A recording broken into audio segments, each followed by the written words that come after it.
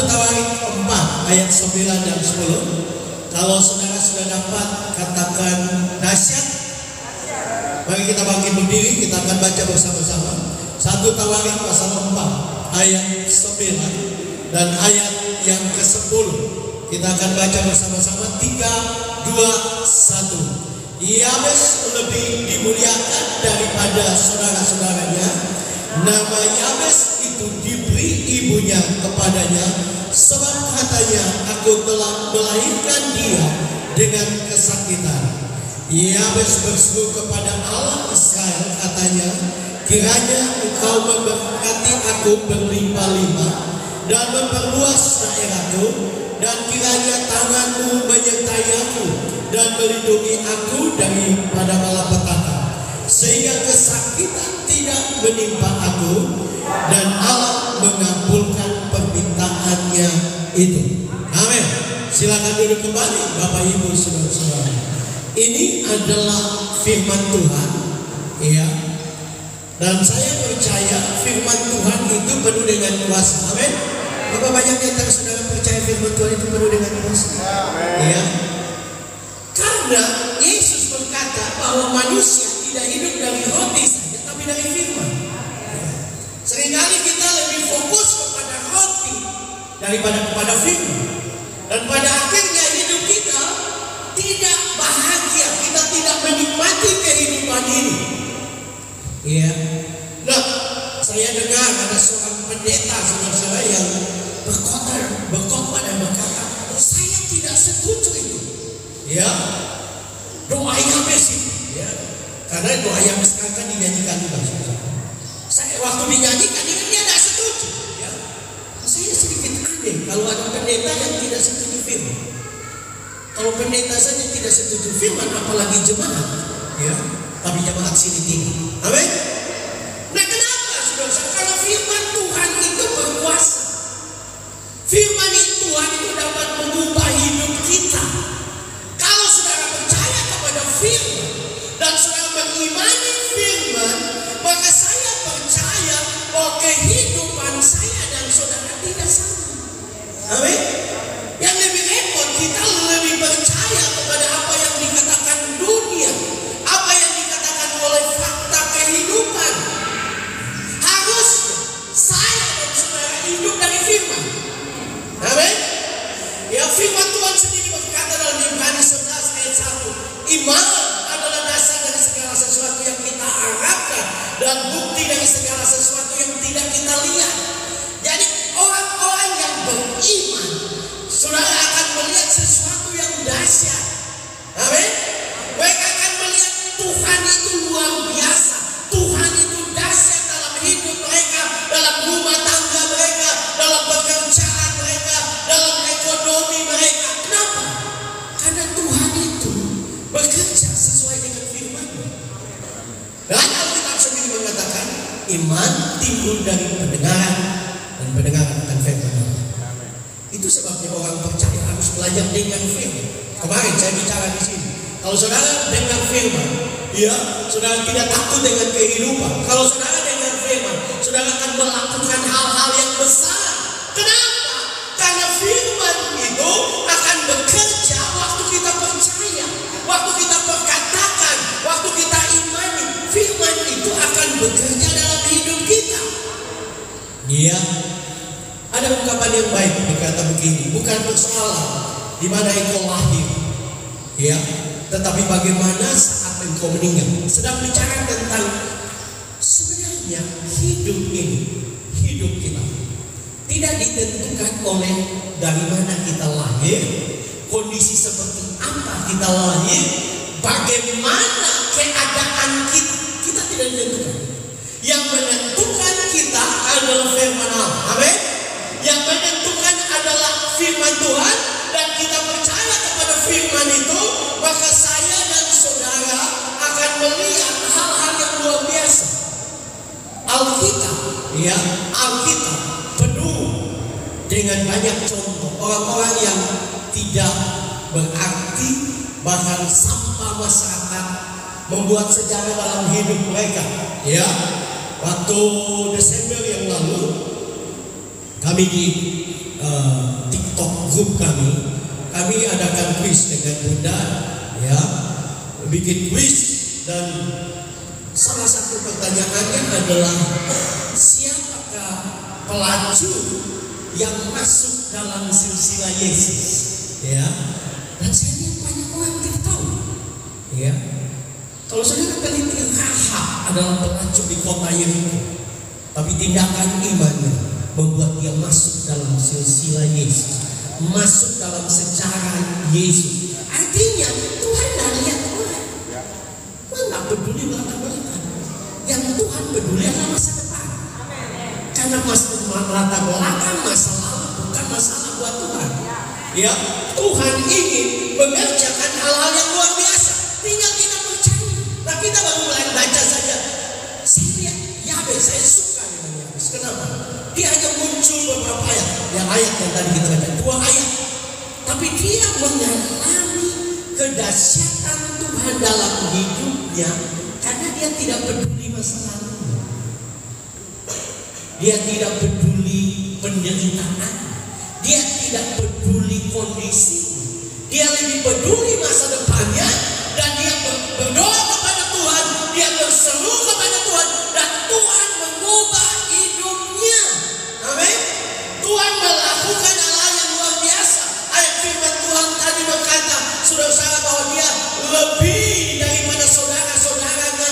Kenapa, saudara-saudara? Karena dia berseru kepada Tuhan, dan Tuhan membuat itu terjadi dalam kehidupan. Ya, kita baru hari ke-5 memasuki 2025. Nah, saya mau katakan, saudara memulai dengan benar, saudara mulai dengan firman, saudara mulai dengan iman, maka saya percaya 2025 akan menjadi tahun yang luar biasa. Amin. Berapa banyak yang percaya 2025 menjadi tahun yang luar biasa? Tahun yang penuh dengan berkat, penuh dengan mujizat, penuh dengan kemuliaan. Karena Tuhan merancangkan kita. Kenapa Tuhan ingin melakukan mujizat? Kenapa Tuhan ingin mengubah? Supaya hidupmu jadi kesaksian, supaya hidupmu menjadi tanda dan alamat, tanda ajaib bagi banyak orang. Orang lihat hidup saudara mereka, wow, saya mau ikut Tuhan seperti orang ini. Saya mau datang di Nazaret. Kalau lebih bahasa sederhana, sedikit promosi Nazaret. Ya. Kenapa, saudara? Karena itu yang Tuhan mau. Ya, saudara lihat Israel sekarang. Mau dikeroyok oleh siapapun, mau digunakan senjata apapun, kenapa mereka tidak hancur? Karena itu menentukan dalam tanda kutip. Ini kalau saudara memahami secara rohani, ini semacam peperangan, bukan masalah perang agama, tidak. Ini sedang nama Allah dipertaruhkan. Kalau Israel kalah, orang akan anggap Yahweh tidak ada apa-apanya. Itu sebabnya Allah bela. Dan Israel masih ada sampai sekarang. Ya, saya lihat pidatonya Netanyahu, dia bilang begini. Kalau dulu, kalau nggak salah tahun 1941, kami tidak ada negara, kami tidak ada pasukan, kami tidak ada sumber daya apapun. Kami adalah orang-orang yang diusir dari Eropa. Ya, saya bicara orang Yahudi yang diusir dari Eropa. Ya, oleh Nazi Jerman. Ya, kami diusir, kami tidak punya senjata, kami tidak punya pasukan, tapi kami bisa menang, mengalahkan 6 negara besar di Timur Tengah.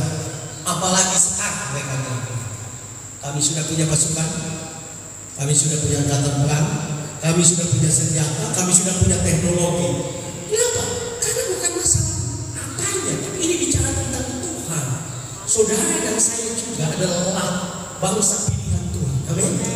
Tuhan mau melakukan hal-hal yang dahsyat, tetapi kita harus kembali kepada apa yang Tuhan mau, kembali kepada firman Tuhan, kembali kepada apa yang Tuhan inginkan.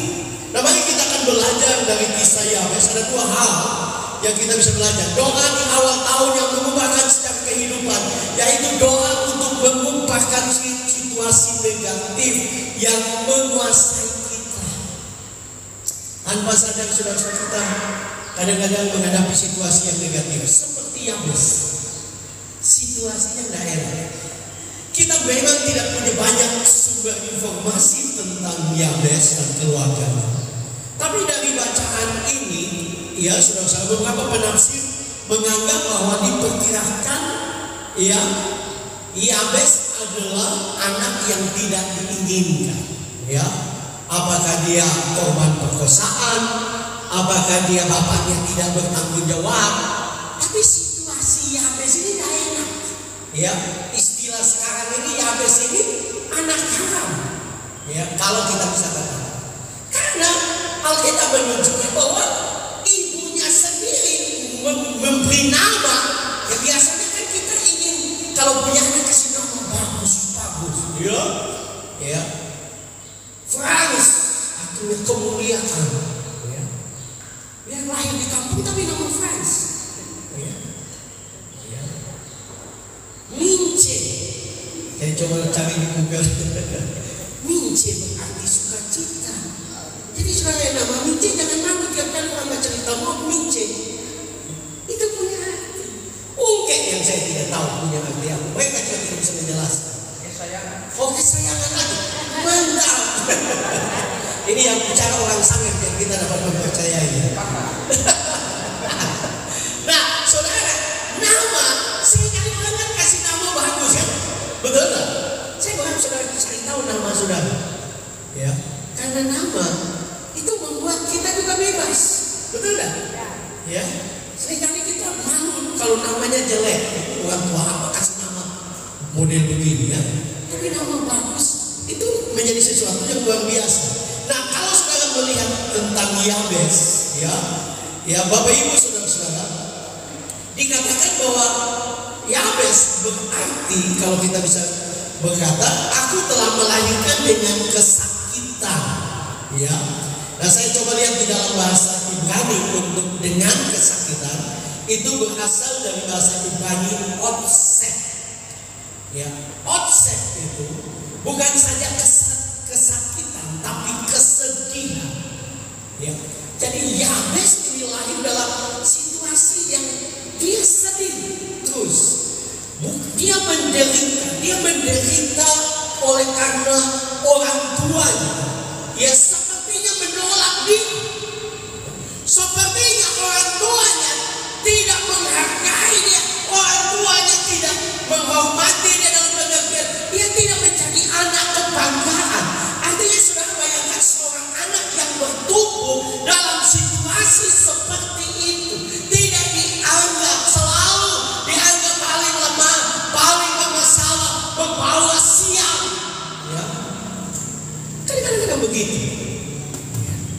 Nah, Yabes ini mengalami situasi seperti itu, saudara-saudara. Dia, kalau saya bisa katakan, saya tulis di sini, sering kita terperangkap oleh situasi negatif yang tidak kita inginkan. Kita semua pengen baik-baik saja, amin. Kita semua pengen sehat-sehat saja. Tapi faktanya kita bisa sakit-sakitan. Dan kita berkata, tuh, Pak Pendeta kita sudah berdoa, tapi kenapa tidak sembuh-sembuh? Ya, mungkin sudah tidak bahagia dalam rumah tangga. Sepertinya kok saya terperangkap. Ya, kebetulan saya mengajar rumah tangga Kristen, dan saya pernah baca satu buku, dia bilang begini, rumah tangga Kristen itu, saudara-saudara, tidak seperti saudara pilot dan co-pilot di dalam pesawat. Kenapa? Karena kalau saudara tahu, memang mungkin di pesawat komersil tidak ada, tapi di pesawat perang itu ada yang disebut dengan pelontar pilot dan co-pilot. Jadi kalau pesawat mereka ditembak, mereka tinggal buka atasnya dan mereka tekan tombol dan mereka terlempar keluar dan mereka selamat. Dan dia berkata, rumah tangga tidak ada tombol pelontar untuk saudara keluar. Yang saudara harus lakukan adalah mengubah situasi. Yang saudara lakukan adalah mulai bertindak, mulai melakukan apa yang Tuhan inginkan, mulai datang kepada Tuhan, mulai datang dan berseru kepada Tuhan. Kenapa? Karena Tuhan dapat mengubah situasi kita, tapi Tuhan tidak pernah paksa. Ya, Tuhan tidak pernah paksa saudara. Kadang-kadang orang Kristen bilang, Bapak Pendeta, yang sudah saya begini, ya jadilah menurut iman. Bukan itu iman. Jadi kalau saudara miskin, susah, tapi saudara berkata yang begini sudah, ya Tuhan dia nggak mau paksa. Tapi kalau saudara bertindak, saudara melangkah, saudara melakukan dengan iman, saya mau katakan Tuhan sudah siapkan mujizat. Ya, satu contoh. Kenapa Petrus 1 Petrus 2 ayat 24 bagian B berkata begini? Oleh bilurnya kamu sudah disembuhkan. Oleh bilur kamu sudah disembuhkan. Iya kan? Itu firman Tuhan 2000-an tahun lalu. Tapi kenapa kita sakit-sakitan? Karena janji itu hanya bisa terjadi kalau saudara melangkah dengan iman. Amin. Saudara datang kepada Tuhan, saudara mendesak Tuhan, saudara berseru kepada Tuhan, terus datang. Itu iman. Karena Yesus berkata tentang hakim yang lain, perumpamaan Yesus tentang hakim yang lain dan seorang janda yang terus menerus datang kepada dia. Hakim itu lalim, hakim itu jahat, tapi Yesus berkata dalam perumpamaan itu bahwa hakim itu berpikir kalau saya tidak tolong dia, satu waktu pasti dia menyerang saya. Jadi lebih baik saya tolong dia. Dan Yesus berkata, Bapamu di sorga lebih baik dari hakim yang lain. Kalau engkau terus datang, engkau terus datang kepada dia, saya mau katakan sesuatu terjadi. Ya, sesuatu akan terjadi, mujizat akan terjadi. Karena di akhir dari kisah itu Yesus berkata, adakah anak manusia datang yang mendapati iman di bumi? Jadi datang mendesak kepada Tuhan itu iman. Karena seringkali kita berdoa, Tuhan berkati saya, ya tahun ini saya punya rumah. Nanti kita berdoa beberapa minggu, ya kayaknya Tuhan tidak mau, bukan kehendak Tuhan. Kamu yang salah. Kehendak Tuhan adalah engkau punya rumah yang baik. Kehendak Tuhan adalah engkau punya kendaraan yang datang ke gereja. Kehendak Tuhan adalah keluargamu diberkati untuk jadi berkat. Kehendak Tuhan adalah engkau sehat kuat untuk hidup bagi Tuhan. Kehendak Tuhan adalah yang terbaik. Tapi kita harus datang kepada Tuhan. Ya, saya tidak perlu ambil contoh lain. Bagi saya bisa menjadi model. Karena saya lahir dalam satu keluarga yang miskin dengan 8 bersaudara. Ya, miskin, 8 bersaudara, saya anak terakhir.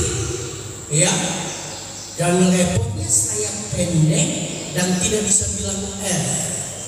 Ya, kemarin beberapa hari yang lalu saya pergi di Guaria dan saya punya cucu cerewet satu, Owela. Waktu saya tiba dia bilang, opa, saya sudah bisa bilang R, opa belum bisa bilang R. Ya. Kalau dulu saya dengar ucapan itu saya keringat dingin, saya keringat dingin. Tapi kalau saya sentuh aja buat apa lagi bu? Ingat-ingat tidak bisa bilang ini sampai mati tidak bisa bilang tidak apa-apa, tidak bisa bilang itu tidak apa-apa. Ya. Tapi saya belajar. Kalau saya ada seperti begini, saya tidak mengatakan hidup saya luar biasa amat, tidak. Tapi kalau saya bisa ada sampai saat ini karena Tuhan. Tapi saya bertindak, saya melangkah. Ya, zaman itu tahun 80-an belum ada gereja Pentakosta karismatik di desa saya. Saya orang, waktu dibuka persekutuan doa saya orang pertama masuk. Saya masih SD. Saya cinta Tuhan, saya berdoa. Saya dimarahi oleh papa saya kalau saya berdoa. Karena saya berdoa secara Pentakosta dengan suara. Karena papa saya marah, saya tidak bisa berdoa dalam rumah. Saya berdoa di kandang baru. Saya mau jadi pendeta. Saya mau kuliah di kampus. Dan Tuhan genapi. Kenapa? Karena Tuhan lihat iman. Persoalan banyak orang Kristen tidak bahagia, tidak puas, tidak menikmati mujizat bukan karena Tuhan pilih kasih. Tuhan menunggu engkau. Dia mau engkau melangkah.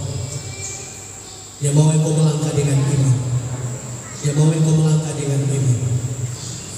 Saya bukan pendeta yang orang bilang bisa tiba semua. Tidak. Tapi saya mau bilang buat adik Ona, saya tadi tidak ketemu langsung.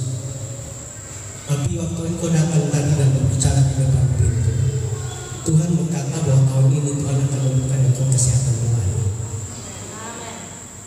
Tuhan berkata bahwa Dia akan melakukan mujizat dan kesehatan. Jalan dengan firman, ada ya? Dan tidak ada yang mustahil bagi Tuhan. Karena dokter bisa sama kalau ada Pak Dokter aku di sini. Tapi firman Tuhan tidak pernah salah. Dokter bisa gagal, tapi Tuhan tidak pernah gagal. Tuhan tidak pernah gagal. Saya sudah bilang kepada saudara, fakta mungkin engkau sakit, tapi kebenarannya oleh Dia engkau sembuh. Kita hidup dari kebenaran, bukan fakta. Faktanya mungkin engkau tidak bahagia, tapi kebenarannya Yesus datang supaya engkau mempunyai hidup dan mempunyainya dalam segala kelimpahan. Yang bicara itu Tuhan, bukan saya. Jangan hidup dari fakta. Fakta mungkin engkau anak tertolak, tapi kebenarannya Tuhan punya rencana masa depan yang dilakukan. Fakta mungkin Pak Pendeta banyak susah. Enggak, kebenarannya engkau akan diberkati. Kebenarannya engkau bahagia. Kebenarannya Tuhan mau merencanakan hidup kita untuk jadi berkat. Memang kita semua tidak semua termasuk. Tapi kalau kita mau datang Tuhan, aku percaya tahun 2025 segala penyakitku disembuhkan. Tahun 2025 segala pekerjaanku diberkati. Apa yang aku cama dibuat berhasil oleh Tuhan. Percaya itu yang terjadi. Amin. Karena kita orang percaya. Karena Tuhan punya maksud dalam hidup kita untuk kita jadi kesaksian bagi banyak orang. Ya. Itu yang Tuhan mau. Itu yang Tuhan ingin. Itu yang Tuhan rencanakan. Tinggal kita percaya.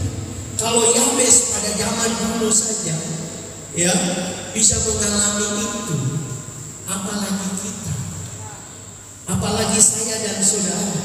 Saudara, apakah Tuhan merencanakan kita bebas dari, maksud bukan bebas sama sekali, tapi menang dari tantangan dan persoalan?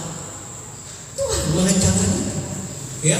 Kalau Tuhan yang membawa kita di tahun 2025, Tuhan akan melakukan itu. Perhatikan ya, Nehemia 9 ayat 21. Ya, Nehemia 9 ayat 21. Ya, di situ dikatakan 40 tahun lamanya engkau memberikan mereka, ini orang Israel dalam perjalanan 40 tahun keluar dari Mesir pergi ke Kanaan.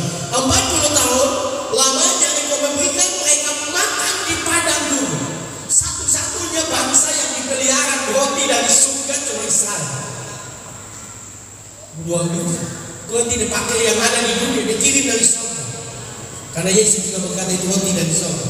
Ya, dikatakan bahwa 40 tahun mereka di padang gurun, mereka tidak berkekurangan. Tidak kekurangan. Ya, ini firman Tuhan, percaya.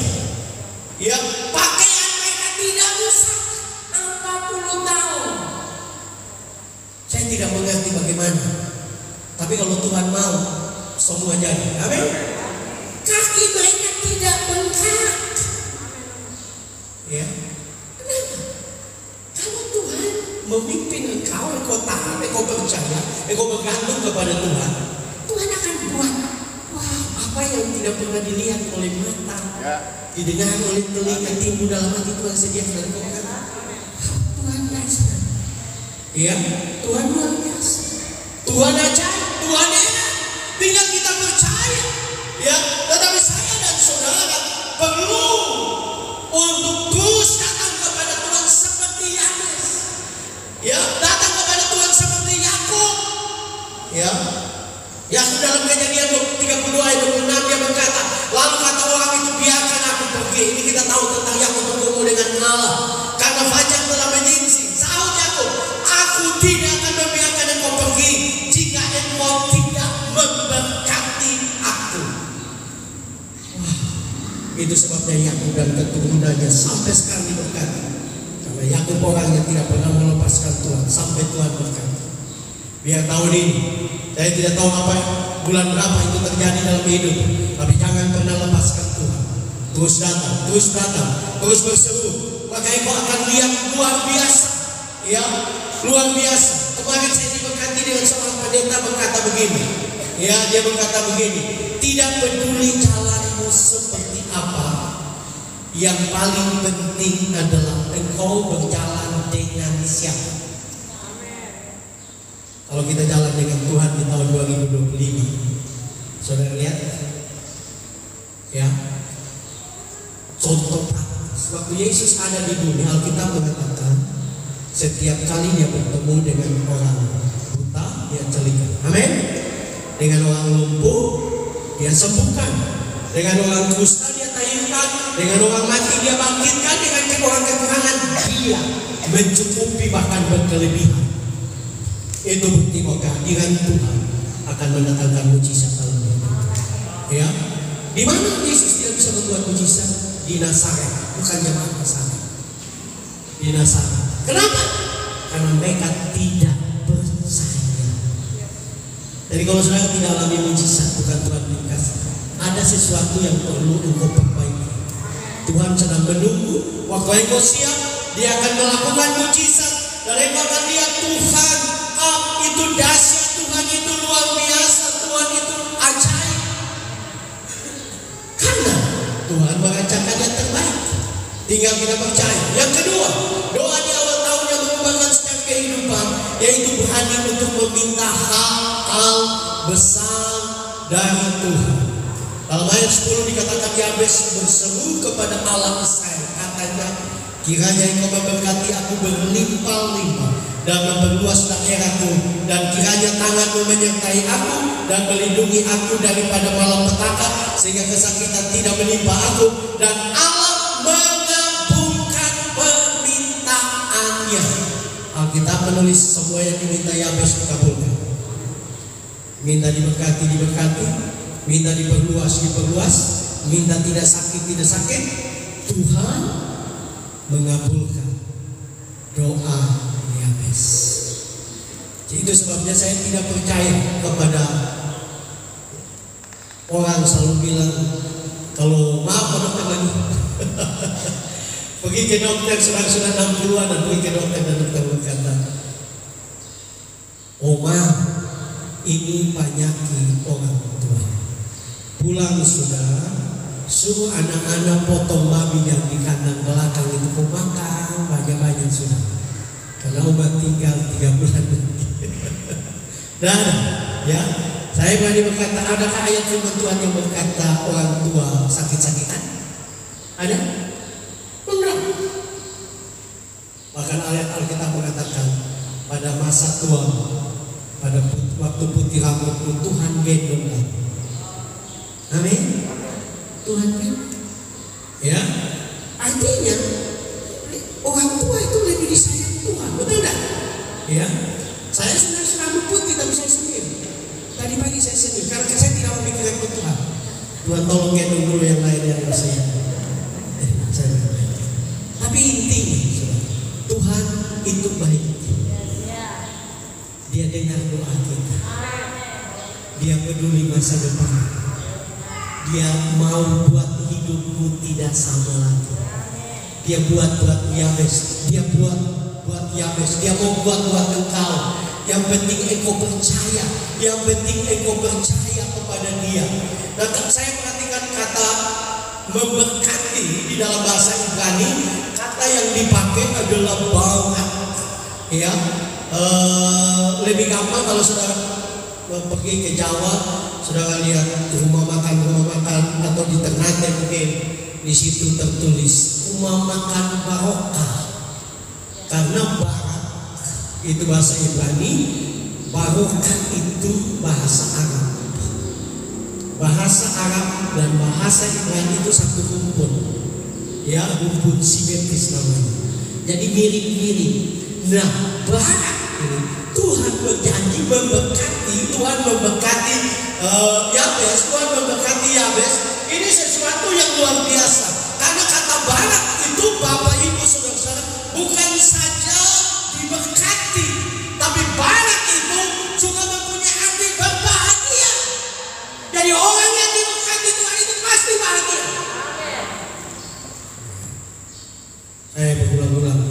Saya bilang istri saya, nggak usah stres dengan hidup. Untuk apa? Ya, ya. Karena Tuhan itu baik. Ada banyak hal yang Tuhan lakukan dalam hidup ini.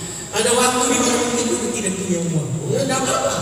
Ya, memang agak beda. Kalau laki-laki tidak punya uang, dia masih ketawa-ketawa dengan teman-teman. Tapi kalau perempuan tidak punya uang, dia stres. Ya, ya, dia stres. Beda respon. Tapi kita harus hidup sesuai firman Tuhan. Jangan hidup sesuai dengan apa yang menjadi fakta dunia ini. Ya, saudara, Tuhan mau engkau bahagia. Amin. Bahagia. Ya, bahagia. Lihat suamimu bahagia. Amin. Sekalipun ini kita pelaki, ini penannya. Sial apa kita kawin dengan dia? Jangan, saudara. Dia juga mungkin pikir sial apa kita kawin dengannya. Ya, ya. Karena kadang-kadang dia bahasa sangat bilang ekspektasi. Harapan kita waktu menikah. Wah, dulu waktu saya masih sekolah teologi Tuhan kirim berikan saya istri. Saya punya 2 anak perempuan, pakai kita kuning lari-lari di pantai. Karena begitu saudara. Memang akhirnya Tuhan kasih kita 2 anak perempuan. Ya, berdoa minta anak laki-laki, Tuhan tidak kekiri. Karena saya sudah bilang, ya, karena saya pengen anak perempuan pakai kita kuning. Ya, tapi saya mau katakan kepada saudara, ya, ini penting. Kebahagiaan itu tidak ditentukan dengan uang. Jangan kebahagiaan itu tidak ditentukan dengan uang. Belajar kebahagiaanmu dari dalam karena ada Yesus dalam diri. Saya bahagia karena saya punya Tuhan. Saya bahagia karena saya punya Tuhan yang hidup, yang berkuasa. Mungkin uang tidak ada, tapi saya bahagia karena saya percaya hari ini mujizat. Ya, dia tidak bahagia karena anjing dibuka lewat, dibuka rumah lewat. Jangan. Kebahagiaan itu ditentukan anjing. Bahagia. Nah ini benar. Mungkin sudah berbeda tadi. Memangnya Tuhan hidup dengan orang-orang jadi pasti Tuhan tidak bahagia. Salah. Pembicara terkenal John Maxwell dalam satu seminar rumah tangga Kristen, dia berdiri dan dia berkata, saya mau katakan buat saudara, ini seminar rumah tangga kan, mau bicara tentang rumah tangga bahagia, rumah tangga diberkat. Dia berdiri dan dia bilang begini, saudara tahu, saya tidak bahagia dengan istri saya. Semua kaget, ini uang besar dipakai. Dia seminar itu 1.500 orang, bukan KKM, seminar. Dia pembicara terkenal, penulis buku terkenal John Maxwell. Dan dia lanjut, dia bilang, saya bahagia karena ada Yesus. Dan saya lihat istri saya juga bahagia karena ada Yesus. Kebahagiaan itu bukan karena semua sudah berubah, tapi kalau engkau bahagia, semua mulai berubah. Sehingga kita mau pendeta kalau uang banyak pasti kita bahagia. Belum tentu, banyak orang kaya juga stres. Ya. Kebahagiaan itu datang dari dalam. Miliki Yesus setiap waktu, bangun keintiman. Ya, Yabes bahagia. Dulu dia menderita, dia sedih, tapi Tuhan membuat dia bahagia. Kenapa? Karena Tuhan ada dalam hidup. Ya, jangan stres dengan banyak hal yang engkau tidak bisa ubah. Percaya bahwa Tuhan dapat mengubah. Yang perlu adalah dorong dirimu berlari kepada Tuhan. Dorong diri setiap hari lari kepada Tuhan. Biarkan dia mengubah. Kadang-kadang kita pikir tidak bisa, tapi waktu kita melangkah dengan iman, mujizat terjadi. Karena Tuhan kita Tuhan yang besar. Ya, saya suka ungkapan yang sering kali saya ungkapkan. Sekalipun iblis tutup 1000 jalan, tapi kalau Tuhan buka 1 jalan itu jalan Tuhan. Saudara harus percaya kepada jalan Tuhan. Tuhan dapat membuka jalan. Karena Tuhan punya banyak cara. Ya, seringkali kita menangis, ada ungkapan dulu. Seringkali kita menangisi pintu yang tertutup dan kita lupa di sampingnya ada pintu yang Tuhan sedang buka. Kita jangan tangisi pintu. Yang perlu kita lakukan adalah berlari kepada Tuhan, berseru kepada Tuhan, ya, dan percaya bahwa Dia merencanakan yang terbaik. Nah, Bapak Ibu saudara, ini luar biasa karena Yabes, ya, betul-betul kalau kita lihat dia singkat saja dia berdoa, tapi sesuatu yang luar biasa. Tuhan membuat dia bahagia. Dan kedua, kata barak ini juga mempunyai arti dimasukkan. Hari ini, hari ya besi mungkin 4.000 tahun lebih ya. Hari ini kita bicaranya habis. Hari ini kita bicara. Mungkin sudah akan mati, tapi orang akan bicara. Saya tahu ada satu orang di komite baik sekali. Betul nggak? Saya tahu ada satu orang di Kuripasar, ya baik sekali. Tuhan akan membuat kita menjadi kesaksian. Bukankah itu dimasukkan? Mungkin itu sederhana, tapi Tuhan bisa. Yang penting engkau jangan kecewa, jangan putus asa, jangan berhenti, jangan mulai menarik diri, tapi terus berlari kepada Tuhan, berlari kepada Tuhan, melangkah dengan iman setiap hari, percaya bahwa hari ini adalah hari mujizat. Saya tiap pagi dengan Bunda berdoa 1 jam, saya selalu berkata, Tuhan hari ini hari penggenapan janji Tuhan, hari ini doa-doa kami dijawab, hari ini kami akan lihat hal-hal yang luar biasa. Hari itu belum terjadi, tapi besok saya doakan. Karena saya percaya Tuhan tidak pernah lupa dengan kita. Kita bisa lupa dengan doa kita, tapi Tuhan ada waktu yang tepat Dia akan angkat. Dia akan buat hidup kita dan kita berkata, Tuhan saya tidak layak. Siapakah Frans? Siapakah saya? Tuhan yang terlalu baik, sangat baik, luar biasa. Tapi kita mesti melangkah, jangan berhenti, jangan berhenti. Doa-doa juga Tuhan yang jamaah, berhenti. Enggak. Karena waktu Tuhan menunda sesuatu, Dia akan memberikan yang lebih baik. Saya diberkati dengan seorang yang pasang histori di Facebook, dan di situ Tuhan Yesus sedang datang.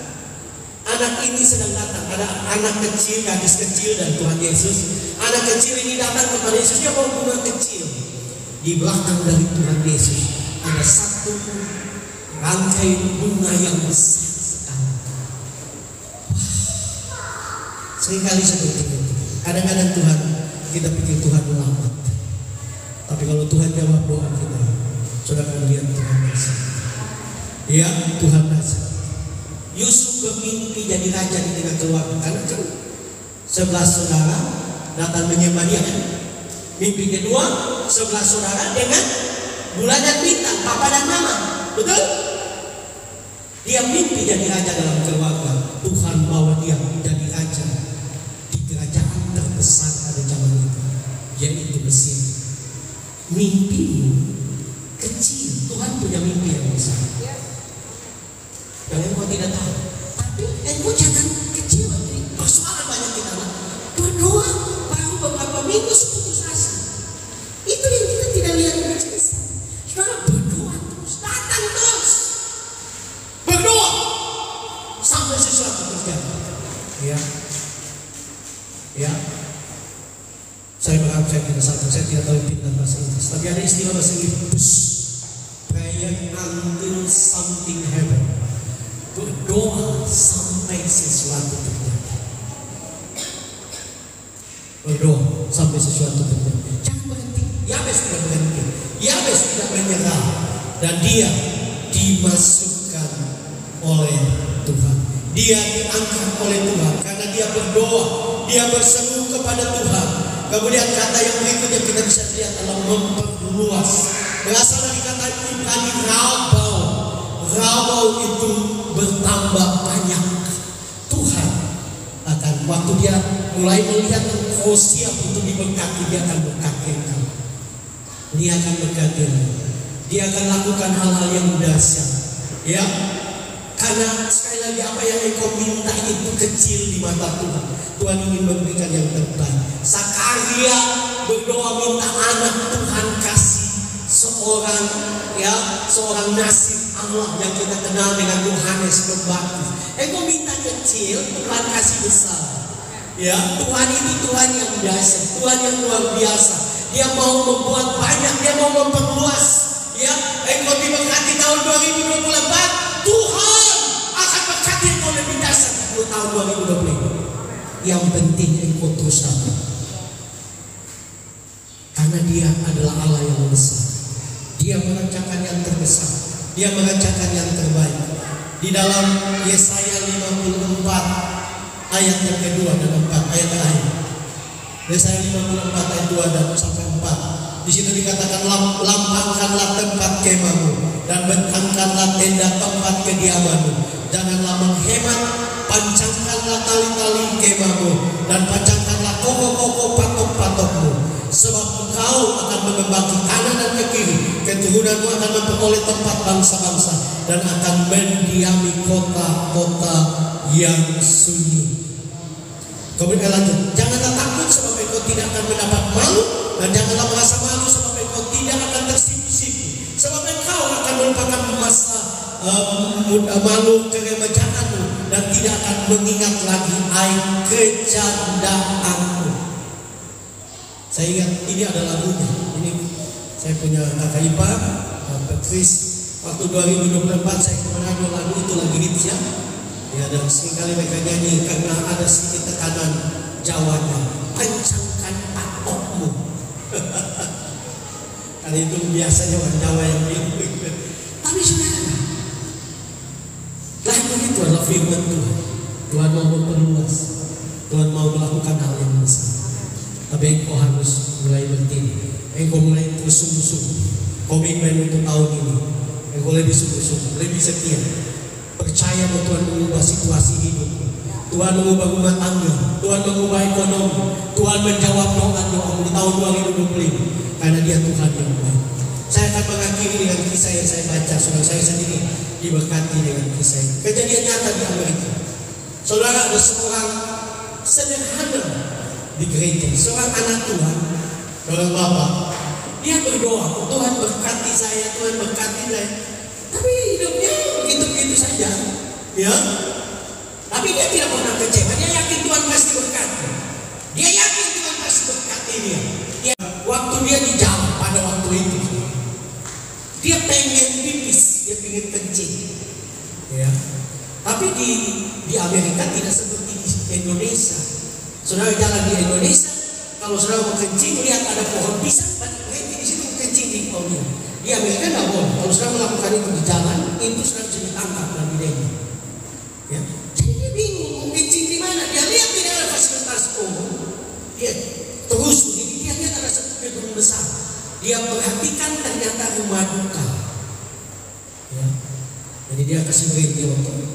Ya, dia pikir pasti ada kamar mandi. Ya, tapi persoalannya siapa yang mati di situ dulu kan? Jadi waktu dia singkat cerita dia turun, dia masuk, ternyata di depan pintu itu ada buku tamu dari orang yang mati. Ya, dia pikir cuma buku tamu, dia tulis dia tulis. Jadi kemudian dia lanjut lagi, dia tanya kamar mandi di mana? Itu karena dia malu hati kalau dia cuma datang keluar kamar mandi, langsung keluar. Ya kan orang ini kok datang lihat orang lain tidak duduk. Jadi dia duduk. Pas dia duduk, tibalah waktunya pengumuman. Dan pengumuman yang bawa acara berkata, saudara-saudara, ini orang yang meninggal ini adalah orang kaya, ya, orang kaya di kota ini. Dan kasihannya dia tidak punya keluarga. Tidak punya saudara. Itu beda dengan orang Indonesia. Ya, orang Indonesia ini kan DDP, saudara-saudara DDP, DDP, saudara-saudara. Aku sambut terus. Tapi orang meninggal kan tidak peduli. Jadi orang bisa tidak ada keluarga. Jadi orang meninggal itu orang kaya tidak punya keluarga. Dan pembawa acara berkata, saudara-saudara, semua perhatikan. Wasiat dari orang kaya ini, kalau saya mati dan orang yang melayat saya nomor 100, dia akan mewarisi semua warisan saya. Dan ternyata nomor 100 adalah bapak ini. Ternyata bapak yang tadi masuk kencing dan sengaja tunggu saja, dia nomor 100. Dia mewarisi semua kekayaan. Mungkin sudah berkata, Pak, itu mungkin 1 juta di antara satu di antara 1 juta. Intinya begini, kalau saudara percaya tidak ada yang mustahil bagi Tuhan. Yesus berkata tidak ada yang mustahil bagi Tuhan. Yang perlu adalah kita imani, yang perlu adalah kita yakini setiap hari. Kita imani, kita yakin bahwa hidupku diberkati. Bangun setiap pagi dan berkata, Tuhan aku percaya, aku sehat Tuhan.